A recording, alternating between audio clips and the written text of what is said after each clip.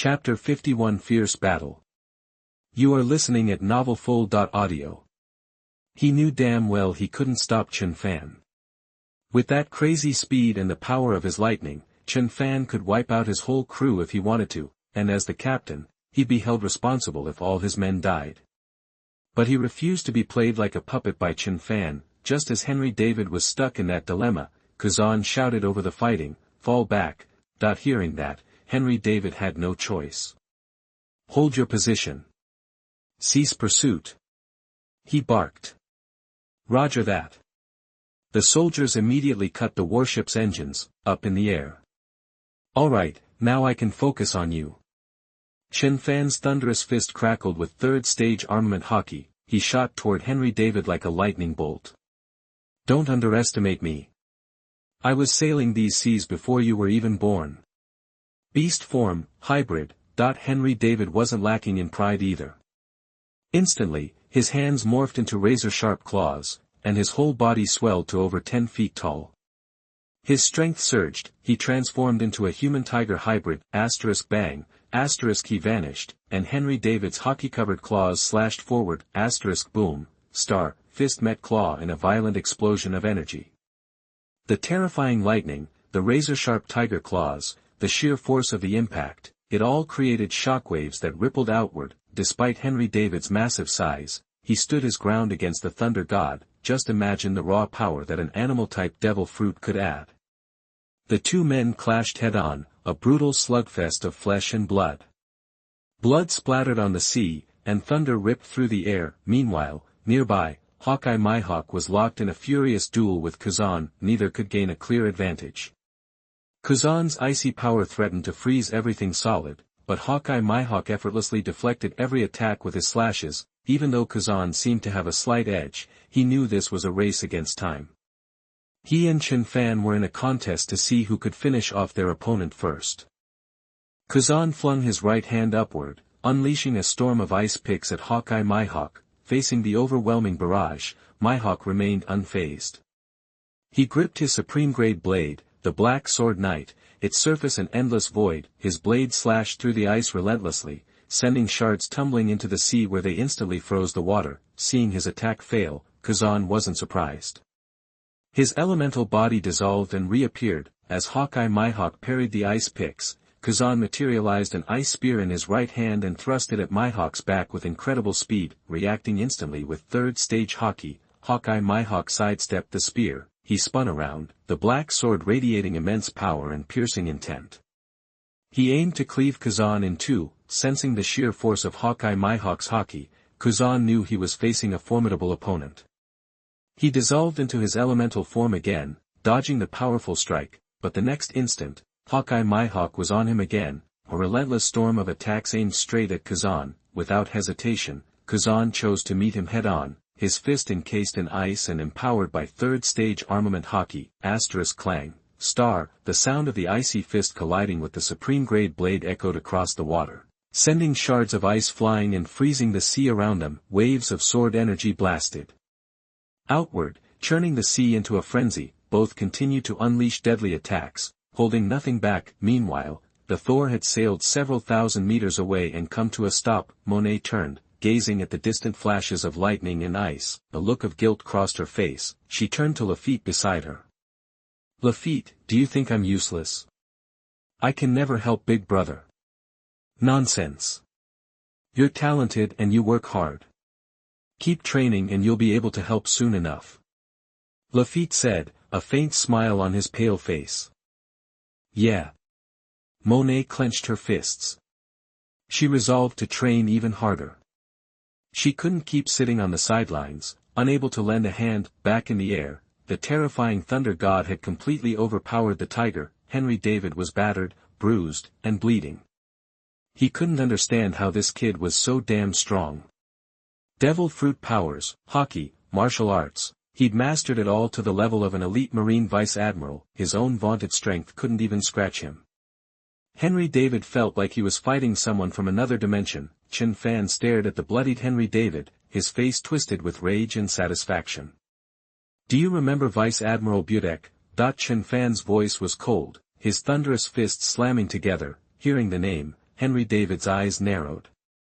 He barely managed to block the next strike.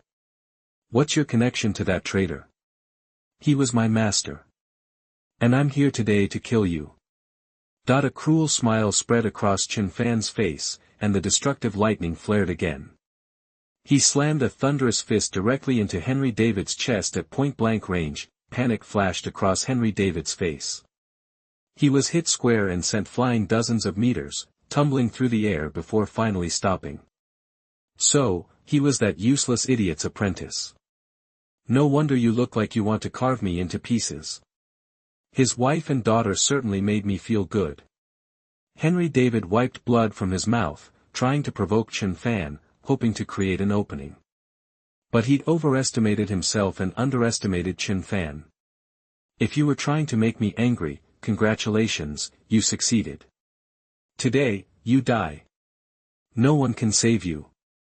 Veins bulged on Chen Fan's neck, and the Thunder God's body swelled again, reaching over 60 feet. He pushed himself past his limits, his heart pounding like a drum. 100 million volts. Thunder Dragon, the massive Thunder God raised his hands to the sky. Above, dark clouds swirled for hundreds of meters, crackling with blue lightning. Chapter 52 Ridiculous Justice. You are listening at novelfull.audio. Then, a massive, sky-blue Thunder Dragon, easily 30 feet tall, materialized out of nowhere, crackling with terrifying power as it dove toward Henry David. Seeing this display of raw destruction, Henry David instantly regretted provoking Chen Fan, but regrets didn't matter now. Damn punk, you think you can take me? I was ruling these seas before you were even a twinkle in your daddy's eye. What? Henry David roared, his body swelling with power, veins bulging. He slashed his claws forward, creating a golden tiger projection, over 30 feet in size, that charged upwards to meet the dragon. Armed. Tiger slash. Boom! In an instant, the monstrous Thunder Dragon and the Golden Tiger collided, obliterating everything around them in a deafening explosion. The ocean churned, and shockwaves rippled outwards. The Thunder Dragon's front claws pierced straight through the Golden Tiger, and it slammed into Henry David with terrifying speed. Impossible! How can a little nobody like you beat me? His face a mask of fear. Henry David couldn't dodge. He could only raise his arms, hardening them with his hockey to try and block the attack. A deafening explosion ripped through the air, and a cloud of dust billowed outwards. When the smoke cleared, Henry David, battered and scorched, plummeted from the sky like a rock. Seeing this, his subordinates rushed forward to haul him onto a warship. Henry David's breathing was shallow, more than 20 bones broken, his body burned and mangled. Even lifting a finger sent searing pain through him. The Navy soldiers watched in stunned silence. They hadn't imagined Chen Fan could be this strong, defeating a vice admiral in under 20 minutes. They stared at Chen Fan, who was now covered in burns. Despite his injuries, he stood like a thunder god, delivering divine punishment, inspiring fear in their hearts. Across the battlefield, Kazan realized Henry David had fallen. He glanced at Hawkeye Mihawk, who, despite being heavily scarred, was still a formidable opponent. Kazan's expression hardened, exploding with icy power. He launched a punch, trying to break free from Hawkeye Mihawk and rescue his comrade, but Hawkeye Mihawk wasn't about to let him go. His black blade blocked the ice fist, and in the next instant, he unleashed another devastating attack. Kazan was once again locked in combat, forced to retreat while fighting. However, Chen Fan had already vanished, streaks of lightning arcing across the Navy warship. Many Navy soldiers stared at the lightning-clad figure, fear etched on their faces. For a moment, no one dared to step forward. Chen Fan's face was a mask of cold indifference, his eyes fixed forward, and he began walking, step by step, towards Henry David. The colonel who had just rescued Henry David wore a look of pure terror, but he gripped his sword tightly, remembering his duty. This senior colonel, who looked barely out of his 20s, had a youthful face set with determination. He held his sword with both hands, watching Chen Fan approach. Stop, pirate. I, Harry Flynn, as a naval officer, can't let you hurt my commanding officer like this. We represent justice. Letting out a battle cry, as if trying to bolster his own courage, Harry Flynn charged at Chen Fan with his sword. Justice is a joke. Chen Fan didn't care about the colonel's youthful bravery or sense of duty. He coated his fist in destructive lightning and unleashed a devastating punch. Blood sprayed from Harry Flynn's neck as his head was completely obliterated, and his body slumped to the deck, a headless corpse. Anyone who stands in my way dies. Chen Fan continued towards Henry David. The Navy soldiers were paralyzed with fear, their bodies trembling. No one dared to intervene. They were all terrified by Chen Fan's ruthless power. Most of them were simply afraid to die. They knew that charging forward meant certain death, and the young colonel's fate was a grim reminder. Henry David watched Chen Fan approach, his eyes wide with fear and terror. He regretted not killing Budek when he had the chance. He wanted to fight back, but his injuries left him unable even to stand. Soon, Chen Fan stood over Henry David. "Looks like you're getting off easy." Chen Fan smiled, but to Henry David, the smile was pure evil. In the next instant, Chen Fan's thunderous fist crashed down on Henry David's head. "No!" Henry David roared in despair. At the same moment, Kazan finally arrived. Seeing what was happening, he hurled a spear of ice, attempting to stop Chen Fan, but there was no stopping Chen Fan now.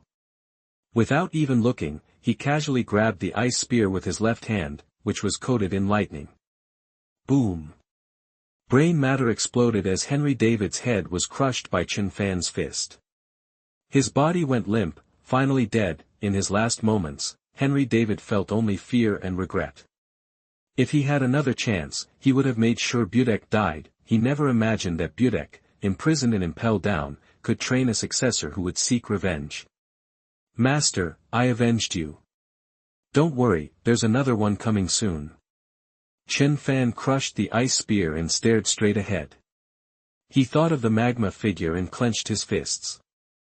Chapter 53 General Zefa. You are listening at novelfull.audio. Mid-air, Kazan's face tightened when he saw Henry David's shattered head. Even though he was usually laid back, Chen Fan had just taken out a Navy Vice Admiral right in front of him. That was a line he couldn't let Chen Fan cross. Seeing Kazan's anger, Chen Fan floated in the air, lightning crackling around him, and said with a smirk, "What's up? You want a piece of this? Lieutenant General Kazan, you think you can take both of us? And even if you could, what about them? Can you protect all these guys?" As he spoke, a ball of destructive blue lightning crackled in his right hand, ready to be unleashed. Kazan, still seething, glanced from Chen Fan, radiating thunder, to Mihawk, the Hawkeye, standing off to the side, body scarred but sword aura blazing. Reason told him he couldn't win a 2-on-1 fight. More importantly, there were the Navy troops on the warship. If Chen Fan went after them, Mihawk would make sure he couldn't intervene, but if he let Chen Fan walk away, even if he couldn't win, he could stall long enough for backup to arrive, guaranteeing Chen Fan would be caught. Kazan hesitated. "What's this? Trying to buy time, Lieutenant General Kazan? Not gonna happen. Mihawk's got you covered. Now, I'm gonna treat Lieutenant General Kazan to a little show." With that, Chen Fan turned his cold gaze and the giant, blue thunderball toward the Navy soldiers on the warship. The Navy soldiers remembered Chen Fan's fearsome power and felt a shiver of fear. Even their strongest major general didn't dare step up. He knew he could block a few blows, but only a few. "Damn it," Kazan muttered, disgusted. These guys were embarrassing the Navy. What kind of leadership had Henry David been providing? "Hold your fire, we're pulling back." Kazan caved. He couldn't sacrifice an entire warship to capture Chen Fan and Mihawk. "That's the right call. Hope we can do this again sometime. See ya." Chen Fan smiled at Kazan and then walked over to Mihawk. Kazan didn't respond, his face a mask of fury, but he forced himself to swallow it down. He'd lost, plain and simple. Unlike Sakaski, he couldn't bring himself to sacrifice everything, including his comrades, just to catch pirates. Kazan turned into his elemental form and returned to the warship. "We're out. Lieutenant General Kazan, try not to chase us, okay? You wouldn't want anyone getting hurt. Bye for now." Chen Fan threatened Kazan, then signaled to Mihawk to leave. He knew Navy reinforcements were close. He'd already taken out Henry David. There was no point in sticking around. And as for killing Kazan, Chen Fan wasn't confident he could pull it off. Watching the thunder and the dark figures disappear into the sky, Kazan, usually so calm, clenched his fists, burning with anger. Lieutenant General Kazan, what now? That the skinny adjutant stood up. Kazan saw that the only guy on the ship who could even attempt to block Chen Fan had frozen up. He knew it was human nature. Who wants to die? Especially for nothing. It seemed he'd made the right call, but as a Navy officer, Kazan was in no mood for explanations. He turned and headed back to the cabin, leaving the deck a mess, with Henry David's headless corpse as the centerpiece. Back on the Thor, Chen Fan and Mihawk were back. Monet ran to Chen Fan, hugging him tight when she saw the blood. Sorry, big brother, I can't help you every time. It's okay. Train harder, and you will be able to help sooner or later. Chen Fan gave a rare moment of comfort, then told Lafitte, Navy reinforcements are coming, get us out of here, full speed. You got it, Captain. Lafitte put the pedal to the metal, and the Thor sped away. Chen Fan and Mihawk sat down to tend to their wounds. Mihawk grabbed the medical kit and started bandaging himself up. Chen Fan threw on a bandage and then started shoveling food from the galley. Almost instantly, a warm energy spread through his body, like dew after rain, healing his injuries. His wounds began to scab over. At this rate, he'd be back to normal in no time. The others watched Chen Fan's monster-like resilience, not as shocked as they used to be. Chen Fan glanced at Mihawk resting nearby and realized that while he could heal himself by eating, thanks to his power, the others on the ship weren't so lucky. If they were badly hurt, a bandage and some medicine might not be enough, and what if he was seriously injured and unconscious? No one would know he could heal by eating and generating heat.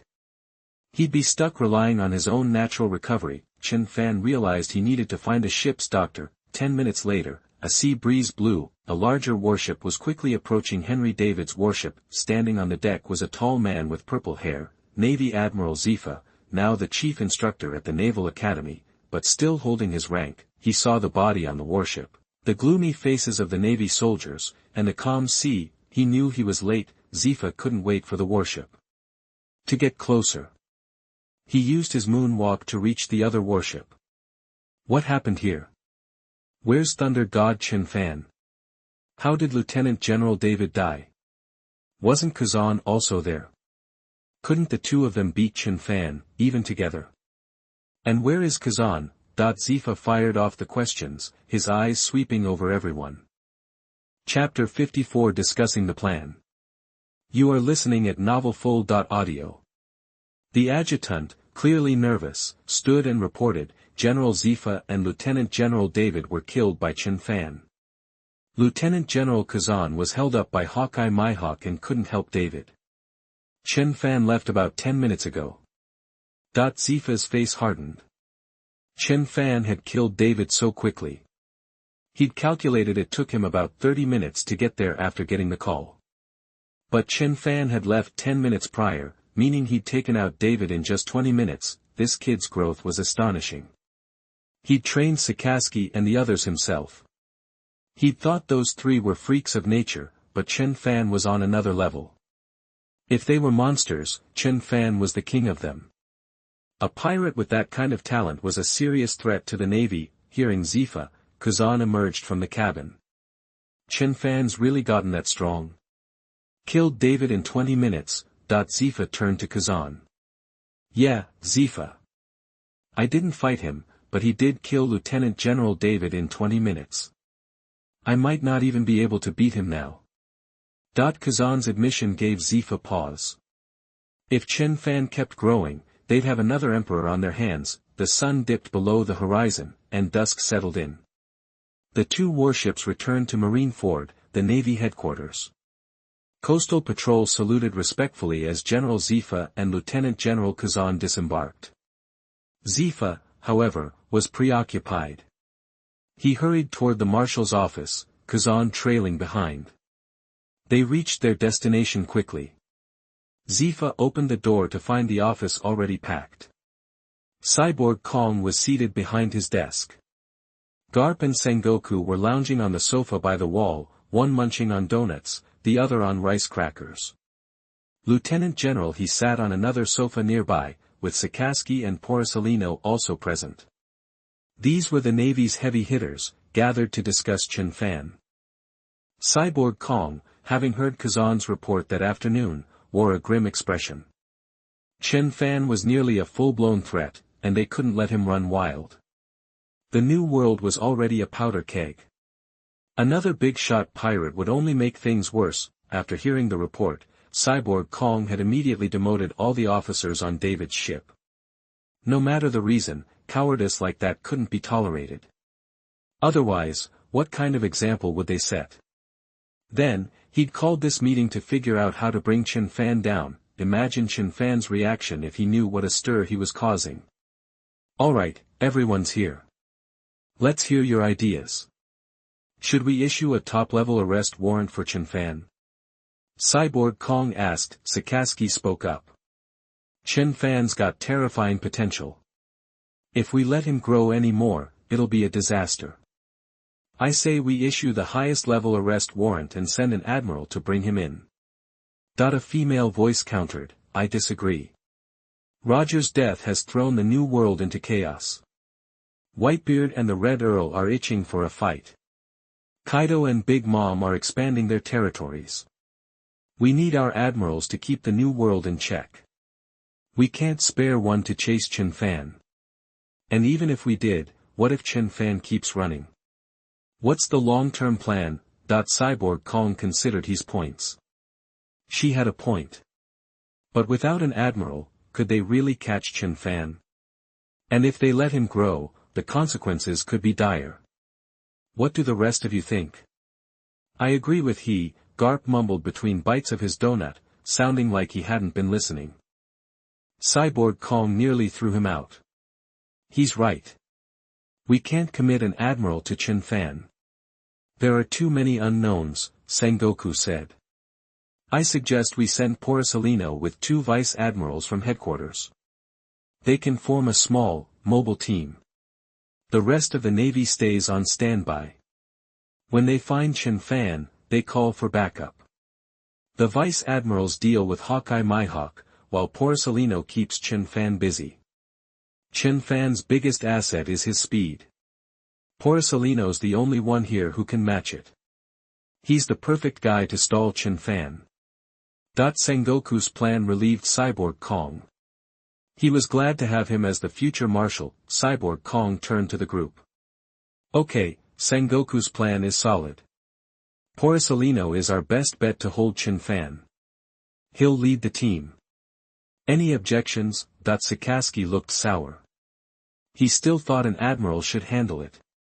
But he didn't have the clout of Garp or he, so he kept his mouth shut, though his expression remained dark. Chapter 55 Judicial Island. You are listening at novelfull.audio. Porcellino's face was a mask of irritation.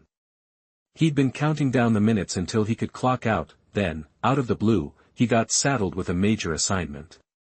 Porcellino, any objections? Cyborg Kong stared him down with an imposing gaze. Porcellino, who just wanted to get off work in peace, couldn't exactly refuse the Fleet Admiral's orders.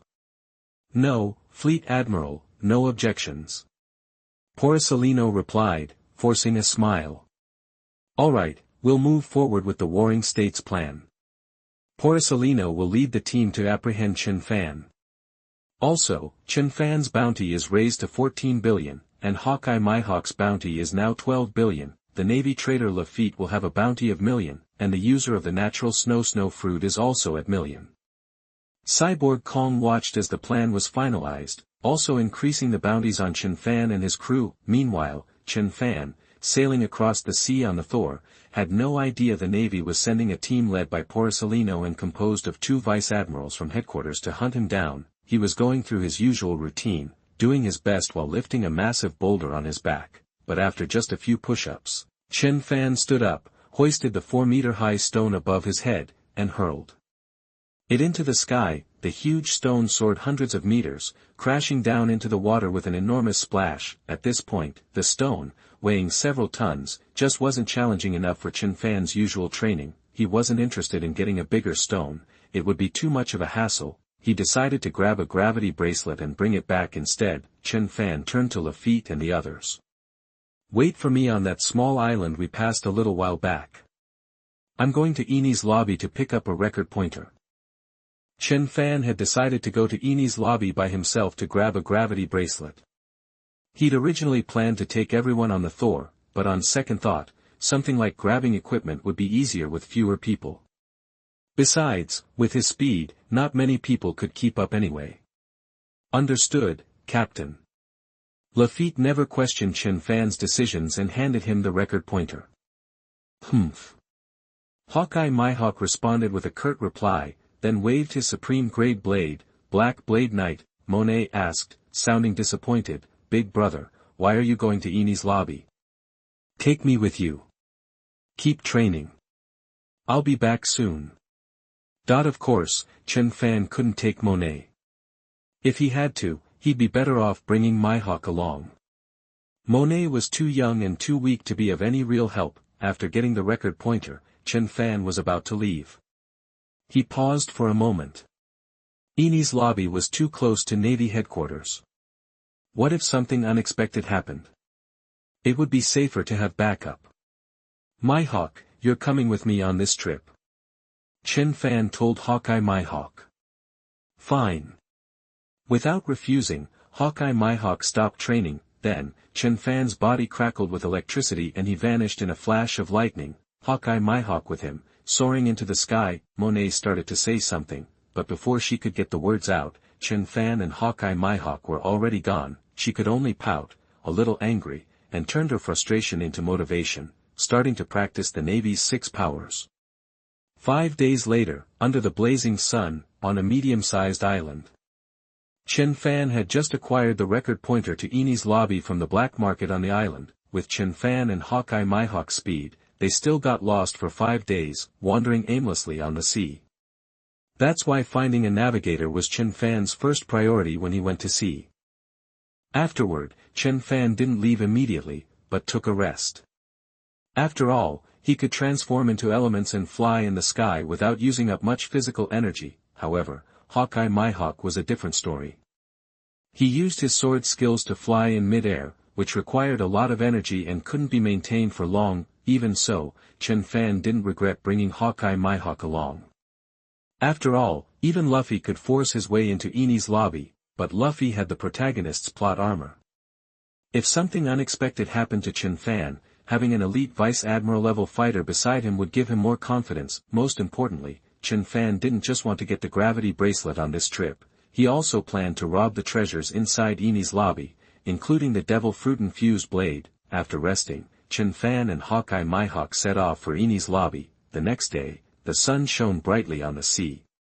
Chen Fan and Hawkeye Mihawk stood proudly in mid-air, and the island, with its buildings, came into view. It had a ring of buildings in the middle and 2 smaller islands in the front and back. This was the Island of Justice, known as the island that never sleeps. On the front island, the guards patrolling with wolf-like dogs spotted 2 figures, but before they could get a clear look, the 2 figures were already on the island. With the crash of lightning as they landed, 2 people emerged from the blue electricity. When the patrolling guards recognized them, their faces registered surprise.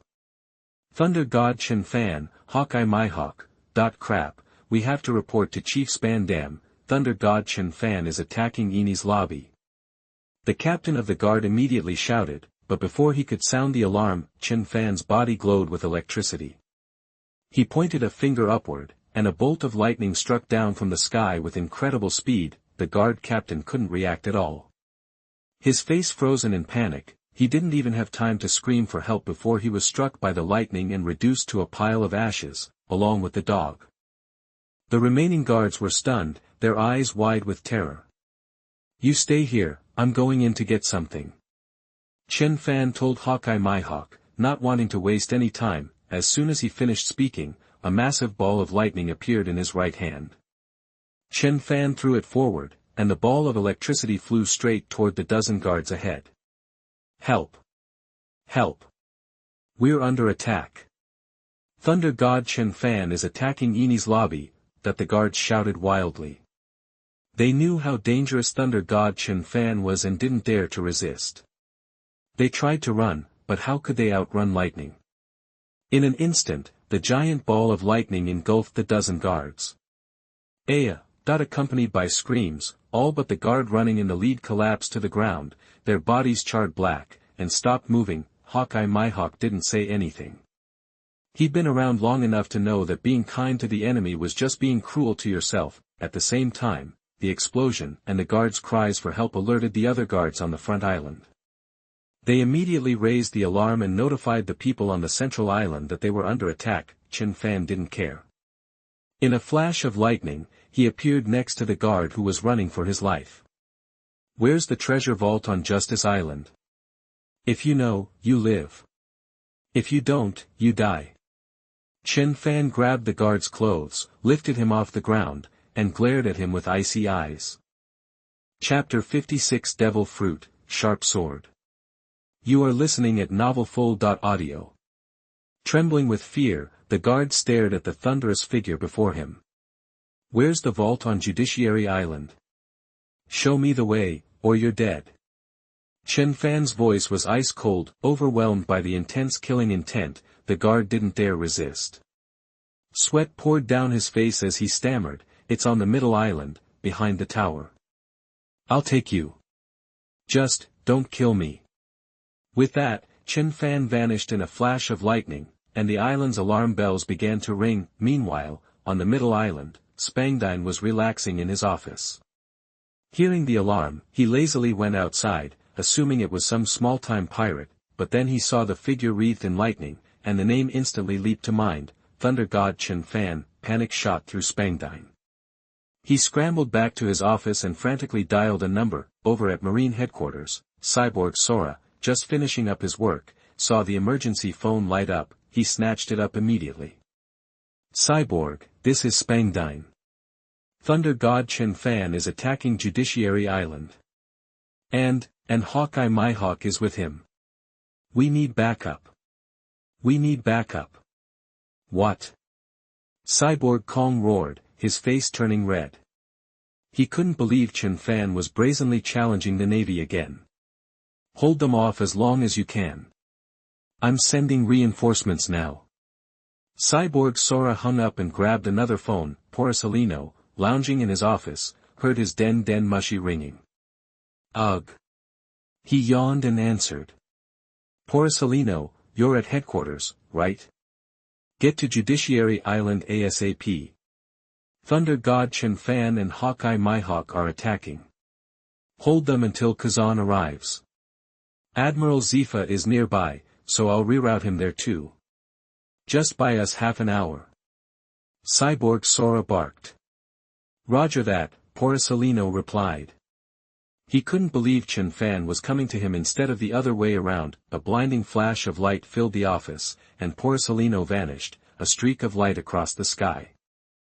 Back on Judiciary Island, Chen Fan arrived on the central island, effortlessly taking down any guards who dared to stand in his way. He shook his head, feeling the thunder crackling around him.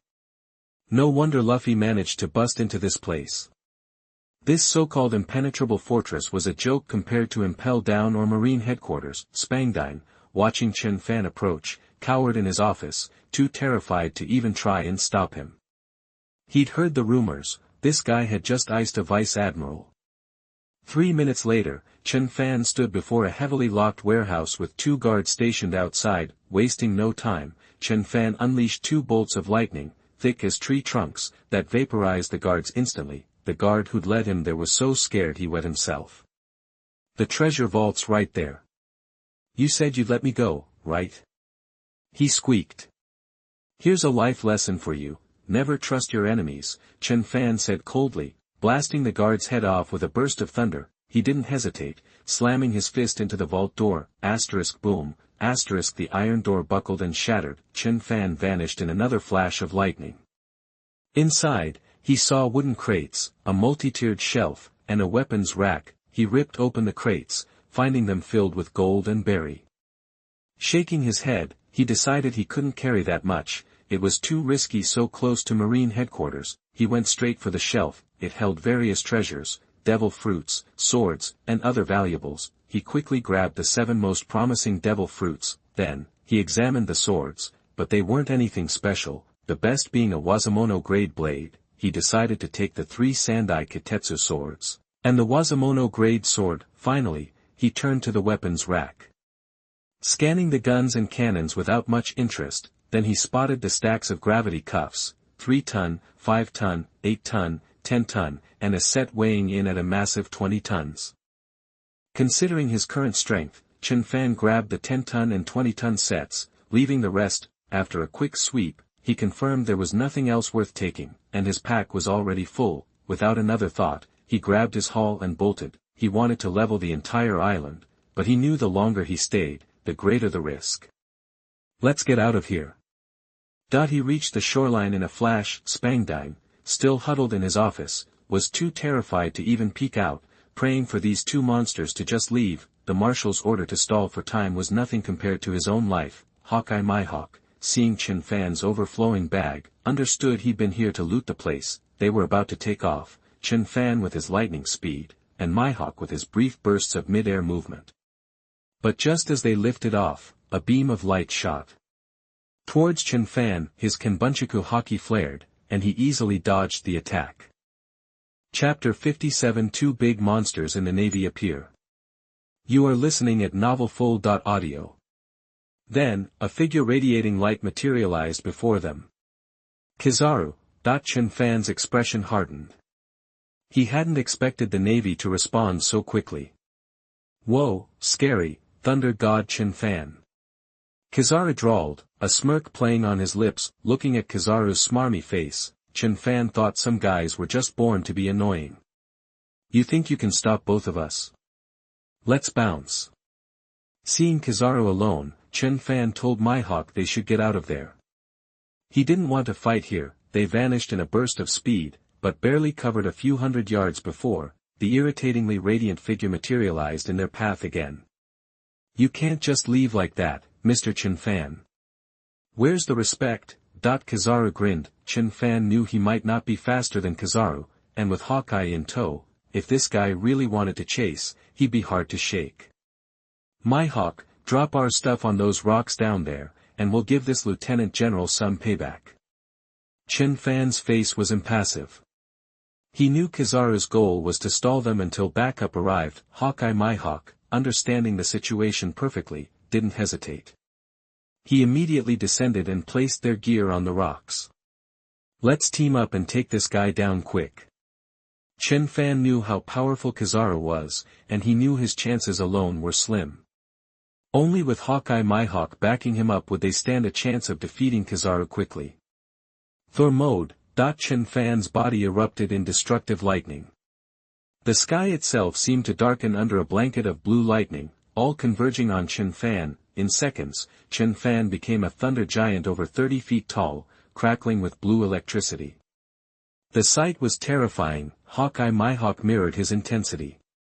He drew his supreme blade, Black Blade Knight, and a powerful sword aura surged skyward, as if to cleave the world itself. Both knew the longer they stayed, the greater the danger.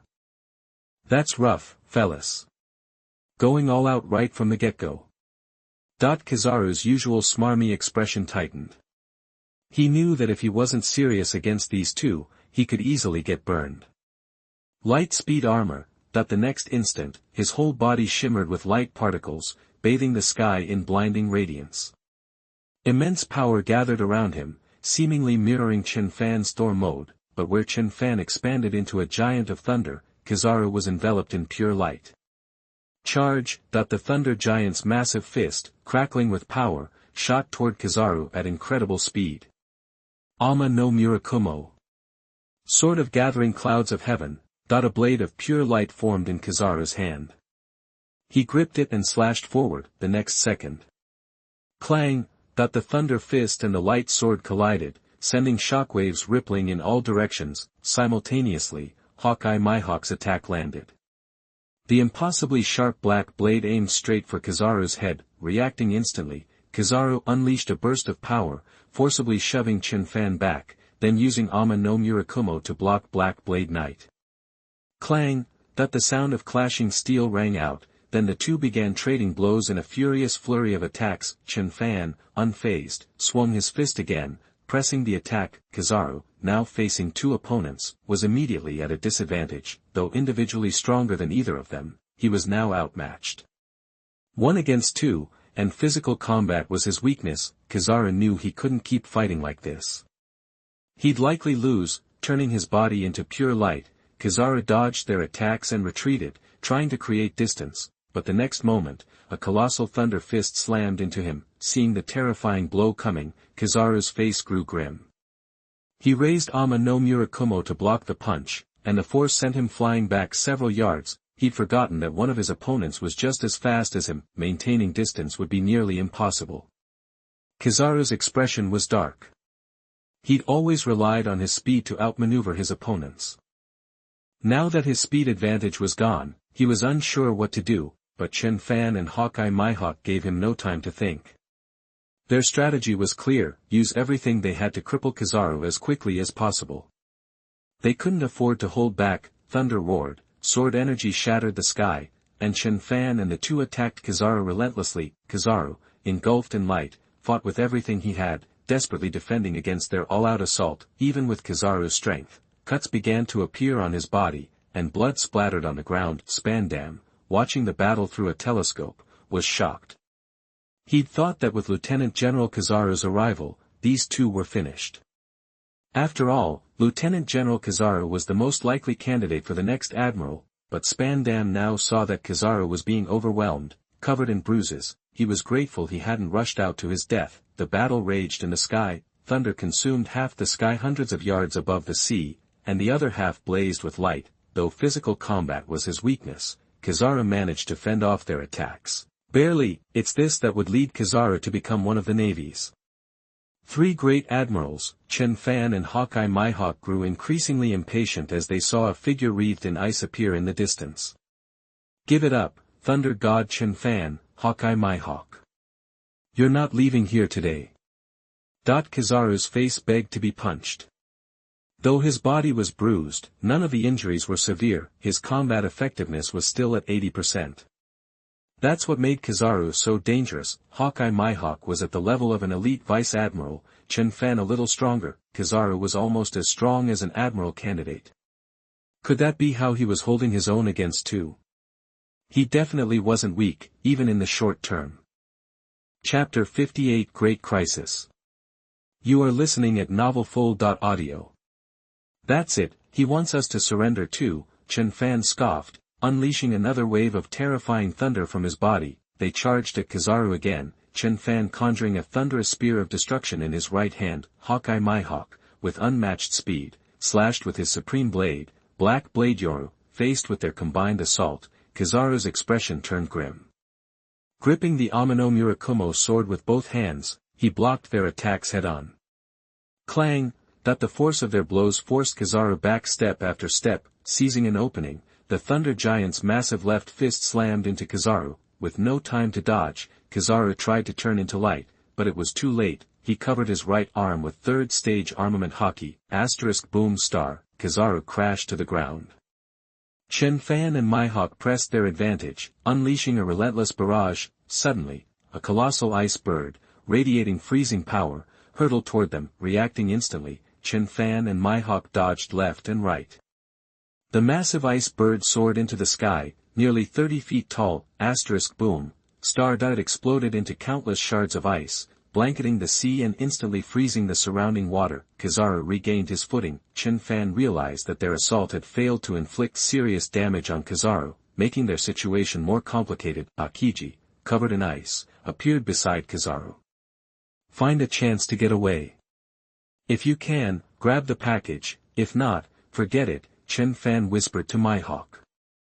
You're not going anywhere, Akiji said coldly. Though usually laid back, he still smarted from his previous defeat by Chen Fan and wanted revenge. As Akiji prepared to attack, Kizaru stopped him. You deal with Mihawk. I'll handle Thunder God Chen Fan. You can't keep up with him anyway. Frustration etched Kizaru's face, irritated from being pushed around.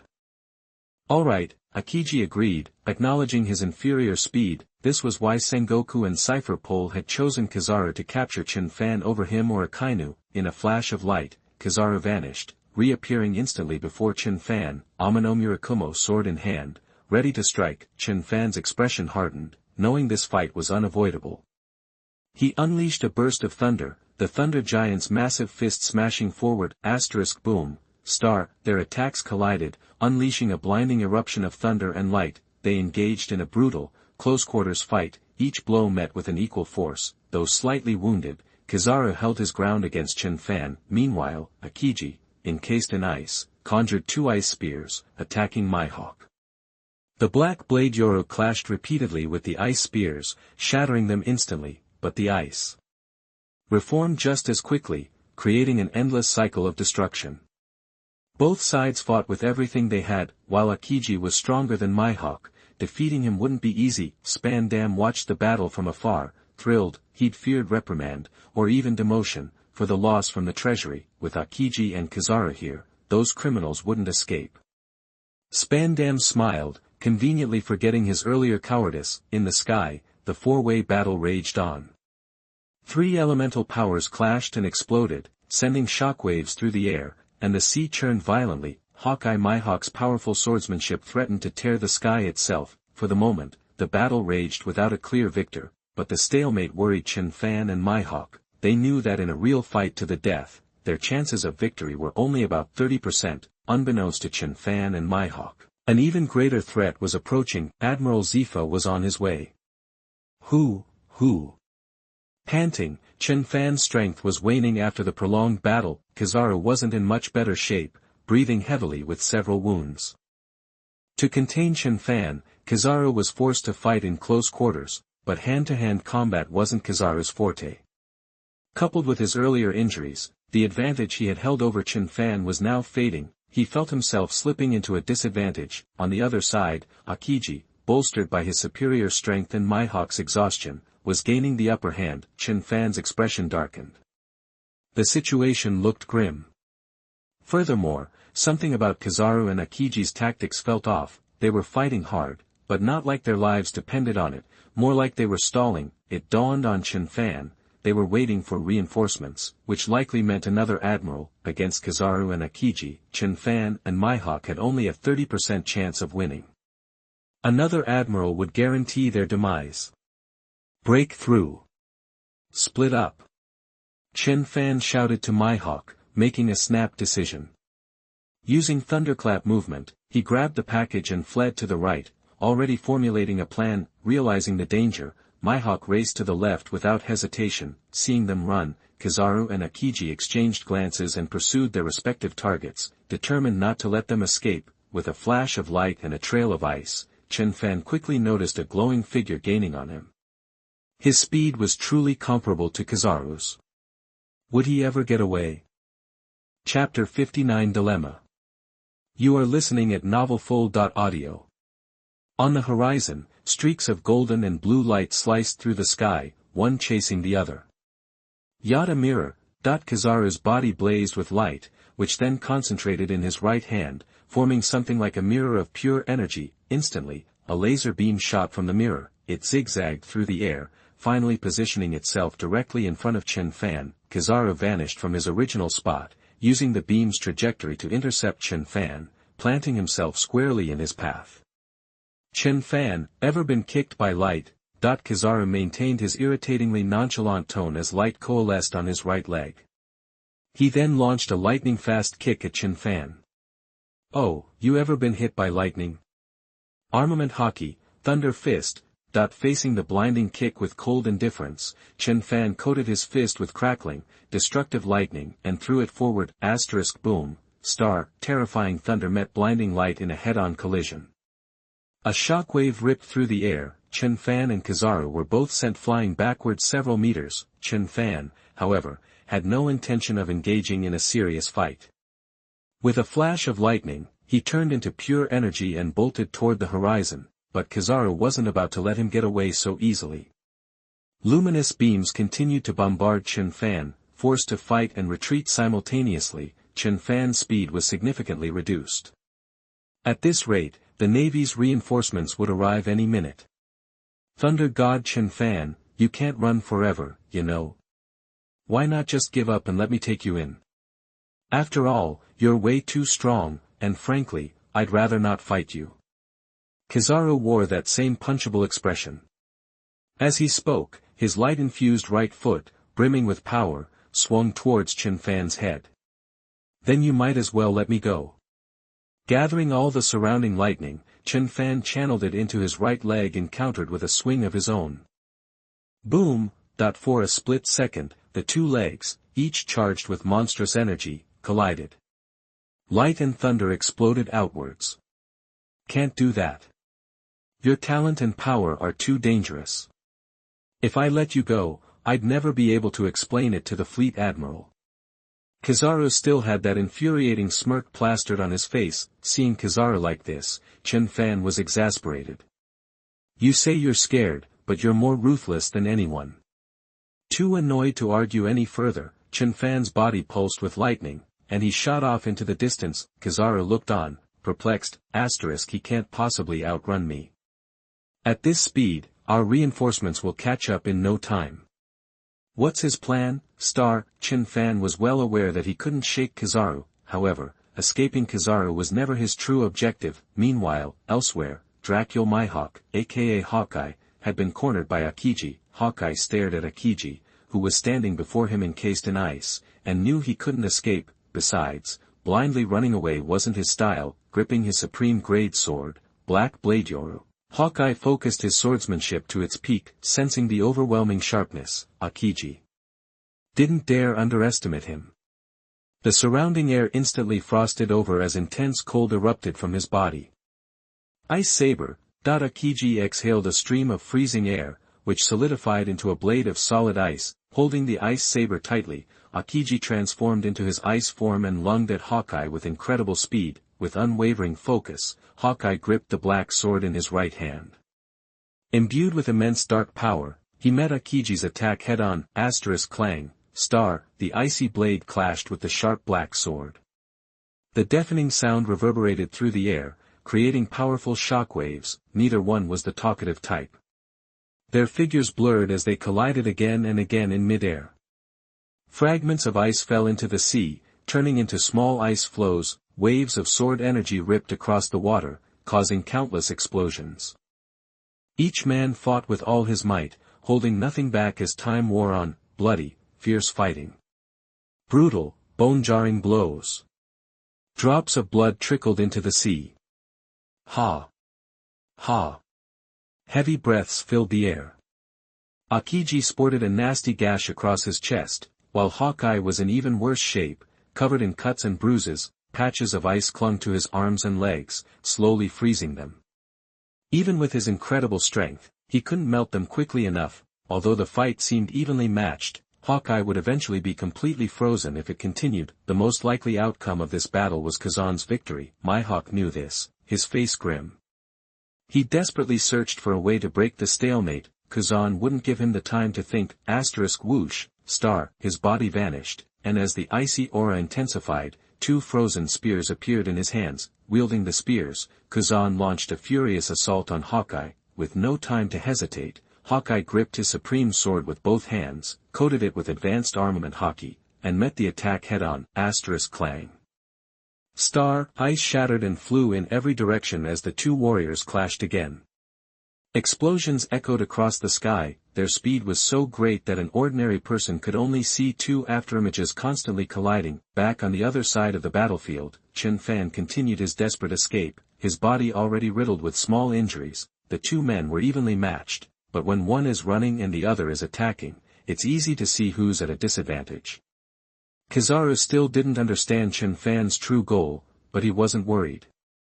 He simply kept pursuing him. Zefa and the rest of the Marines were on their way, guided by their pieces of Vivre card.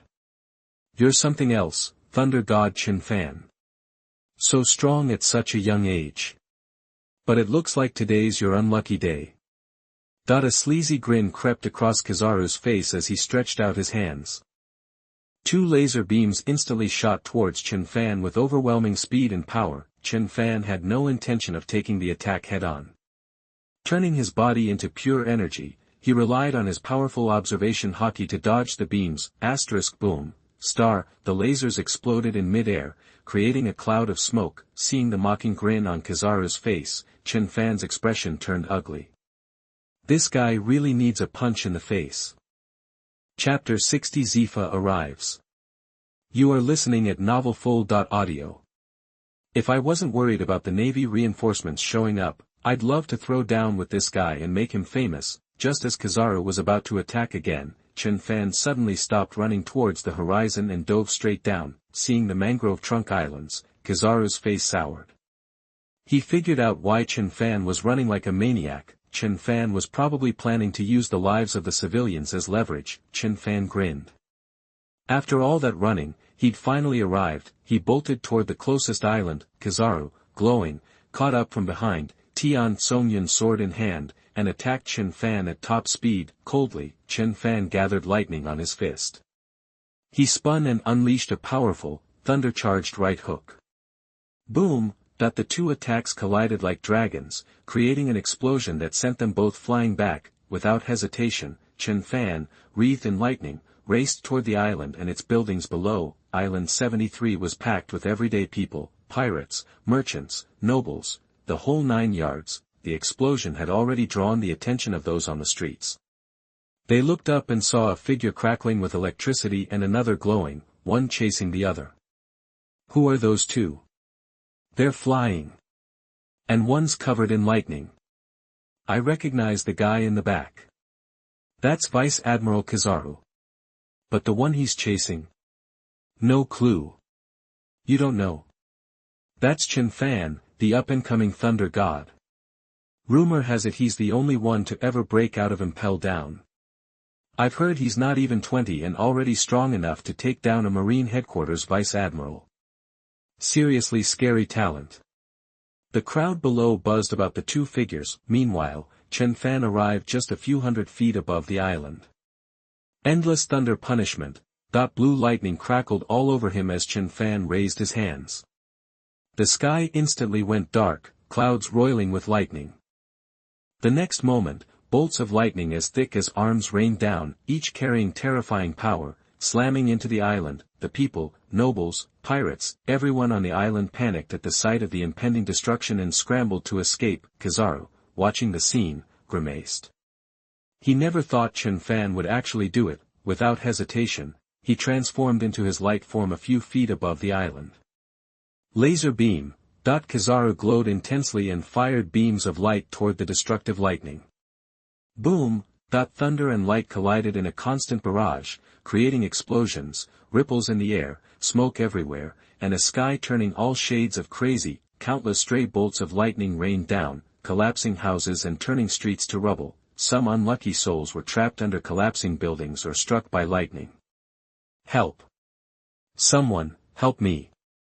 Help! I don't want to die. Save me! I'll give you all my money. Screams and cries for help filled the air. Kizaru's face was a mask of fury.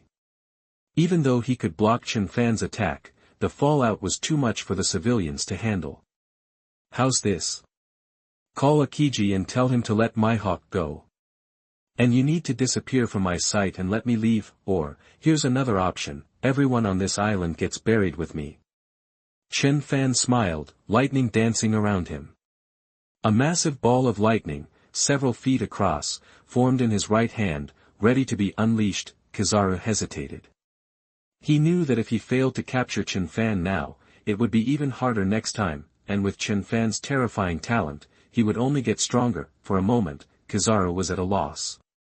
After a second of deliberation, he pulled out his Den Mushi and dialed a number. In the Fleet Admiral's office, Kong saw the red Den Mushi and immediately answered it. Fleet Admiral, Chen Fan is in the Sabayati archipelago, threatening me with the lives of the people on the island to let him and my hawk go. Otherwise, he'll take the whole island down with them. Kizaru reported the situation quickly. Hearing this, Kong's face darkened. He hadn't expected Chen Fan to be so ruthless, using civilians as leverage at such a young age. Well? Have you thought it through? If you don't decide soon, everyone on this island dies. Chen Fan said with a smile. He knew that the longer this dragged on, the more dangerous it would be for him. back in the Fleet Admiral's office, after hesitating, Kong decided that sacrificing the lives of people on one island to eliminate Chen Fan wasn't a bad trade. After all, if Chen Fan grew stronger, the threat to the Navy would be more than just an island. With that in mind, Kong gave Kizaru his orders. Don't worry about it. To protect the rest of the world, you must stop Chen Fan from escaping. Zefa is already on his way. Kizaru's face went pale. He hadn't expected Kong to choose this, but after much thought, he chose to follow orders. Understood. Hanging up the Den Mushi, Kizaru glowed, and the Ama no Murakumo appeared in his hand. Chen Fan, seeing this, scowled. He had guessed this would be the outcome. He hadn't expected the Navy to be so heartless. Your world government's idea of justice is a joke. I think you're just the Celestial Dragon's lackeys. Chen Fan mocked. Enough talk, you're not getting out of here alive today. Kizaru rarely spoke so seriously, a sign that he, too, had issues with Kong's decision. Fine, let's bury all these islands together then. Surrounded by lightning, Chen Fan vanished, ready to drag the civilians on the island below to their doom.